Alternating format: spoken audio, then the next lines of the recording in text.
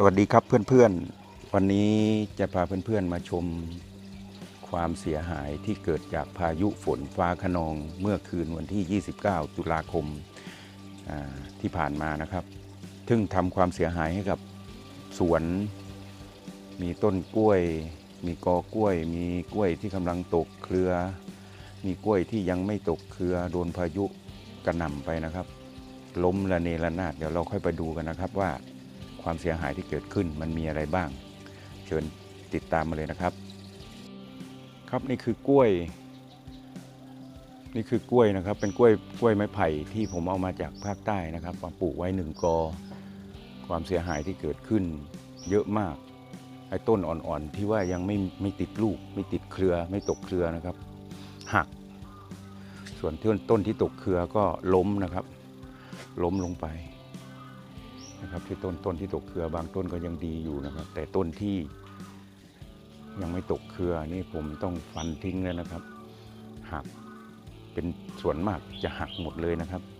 มีหักด้วยมีล้มด้วยเพราะว่าต้นกล้วยของผมมันเป็นต้นกล้วยที่ว่าต้นสูงแล้วเนื่องจากว่าต้องพืชขึ้นหนาแน่นมันแย่งแดดกันนะครับปลูกมาใช้ระยะเวลานานแล้วด้วยนะครับก็เลยล้มไปหลายต้นวันนี้จะได้มาตัดแต่งกันนี่นะครับความเสียหายที่เกิดขึ้นซึ่งทุกปีผมว่าตามความคิดของผมนะครับรู้สึกว่าพายุตั้งแต่ 2-3 ปีที่ผ่านมานี้รู้สึกว่าพายุจะรุนแรงเพิ่มขึ้นนะครับทำความเสียหายให้กับบริเวณกว้างเป็นบริเวณกว้างนะครับในบริเวณนี้ก็มีหลายที่ว่าโดนพายุไปนะครับในกล้วยของผมอีกต้นหนึ่งซึ่งเป็นกล้วยหอมก็โดนพายุเช่นเดียวกันก็หักตรงกลางเหมือนกันหักตรงกลางลำต้นพอดีนะครับท่านเพื่อนๆลองชมดูหักตรงกลางลำต้นพอดีต้นนี้ก็ตรงยอดหักนะครับต้นนี้ก็ตรงยอดหักต้นขนาดนี้ผมก็จะฟันทิ้งหมดแล้วครับเพราะว่าเอาไว้มันก็ไม่มีผลอะไรเอาไว้มันก็ใช้ไม่ได้แล้วนะครับคงจะออกยอดออกอะไรไปไม่ได้อีกแล้วผมก็ต้องฟันทิ้งนะครับอันนี้กำลังกล้วยเล็บมือนางกำลังออกเครือนะครับดีแต่ไม่หักแต่ว่าก็ต้นก็เอ็นนะครับต้นก็เอ็นนี่ก็เดี๋ยวผมจะเอาไม้ค้ำเสริมเอานะครับครับส่วนนี้เป็นกล้วยเล็บมือนางอีก1 กอซึ่งยังไม่ตกเครือก็หักตรงกลางลำต้นแปลกนะครับต้นที่ไม่ตกเครือส่วนมากจะหักส่วนต้นที่ตกเครือก็ไม่เห็นเป็นไรนะครับแต่ผมจะต้องตัดแต่งวันนี้จะต้องตัดแต่งในสวนนี้ก็มีแค่นี้นะครับต้นที่ว่าหักเป็นกล้วยทั้งหมดเลยส่วนใหญ่เป็นต้นกล้วย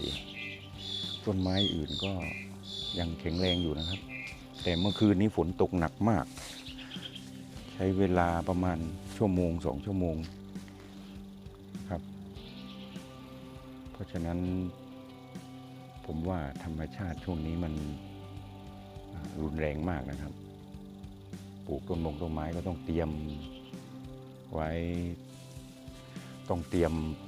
ยมตัวรับมือกับเหตุการณ์ธรรมชาติแบบนี้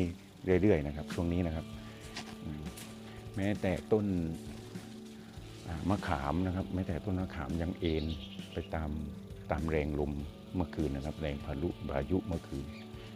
ผมจะลงมือตัดแต่งต้นกล้วยอีกทีหนึ่งเดี๋ยว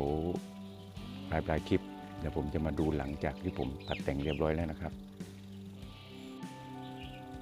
ครับเพื่อนๆหลังจากที่ผมได้ให้ดูไปแล้วว่าโดนพายุไปนะครับต้นกล้วยผมล้มผมก็ได้ตัดแต่งตอนนี้เหลือแค่นี้นะครับต้นหนึ่งกอหนึ่งเหลืออยู่ไม่ถึง10 ต้นนะครับเพราะว่าต้นเล็กๆเนี่ยโดนพายุพัดหักไปหมดเลยผมก็เลยต้องตัดเพื่อให้มันแตกใหม่แ แตกยอดออกมาใหม่ครับระยะเวลาผ่านไปผมแต่งเมื่อสักครู่นี้ใช้เวลาประมาณ3 ชั่วโมงเพื่อนๆก็ดูนะครับกล้วยก็จะแทงต้นขึ้นมาอย่างไวมากนะครับแทงยอดใหม่ขึ้นมาหลังจากที่เราได้ตัดทิ้งไปนะครับแต่ถ้าเราปล่อยไว้โดยที่เราไม่ตัดปล่อยให้มันหักอยู่อย่างนั้นต้นนั้นก็จะตายไปเพราะว่ายอดตัวเนี้ยครับไม่สามารถที่จะแทงออกมาได้เพราะว่ามันติดไอ้ตรงที่หักตรงต้นที่มันหักไปนะครับมันจะติดอยู่ตรงนั้นมันก็จะไม่แทงยอดออกมานะครับทีนี้พอเราตัดแต่งอย่างเงี้ยมันแทงยอดออกมาได้เลยครับอีกวัน2 วันก็จะมีใบโผล่ขึ้นมานะครับจะมีใบโผล่ขึ้นมาแล้วต้นนี้ก็จะขยายใหญ่ขึ้นเหมือนเดิมนะครับก็เป็นประสบการณ์เล็กๆน้อยๆที่ผมเคยตัดแต่งกล้วยมาหลายๆต้นก็ยังรอดอยู่นะครับแต่ถ้าเราไม่แต่งนี่ก็ไม่รอดนะครับนอกจากว่าไอ้ต้นที่มันสูงแล้วต้นที่มันโดนผลกระทบเล็กน้อยมีแค่ใบหักทางกล้วยหักแค่นั้นมันก็จะเดินเติบโตต่อไปแต่ถ้าต้นไหนที่มันหักต้นไหนที่มันหักล้มไม่ใช่ล้มนะครับคือหักตรงกลางต้นเนี่ยเราก็ต้องตัดแต่งเพื่อที่จะให้มันแตกยอดใหม่ออกมานะครับเพื่อนๆเห็นว่ายอดใหม่มันก็โผล่ออกมาแล้วเรื่อยๆนะครับเดี๋ยวเราไปดูกันที่ไอ้กอข้างหลังนะครับที่ผมได้ไปตัดแต่งไว้ครับเพื่อนๆสำหรับต้นนี้กับอีกต้นหนึ่งฝั่งนู้นนะครับไกลๆนู้นแค่ล้มเฉยๆครับต้นไม่ได้หักผมก็เลยแค่ตัดแต่งใบให้เหลือน้อยหวังว่าลูกอันนี้ก็จะเจริญเติบโตต่อไปแล้วก็พอแก่ผมก็จะได้ตัดอีกครั้งหนึ่งแต่ต้นโน้นก็ใกล้แล้วครับใกล้จะแก่ใกล้จะสุกแล้วก็ปล่อยไว้อย่างนั้นก่อนอีกไม่นานก็คงจะสุกนะครับ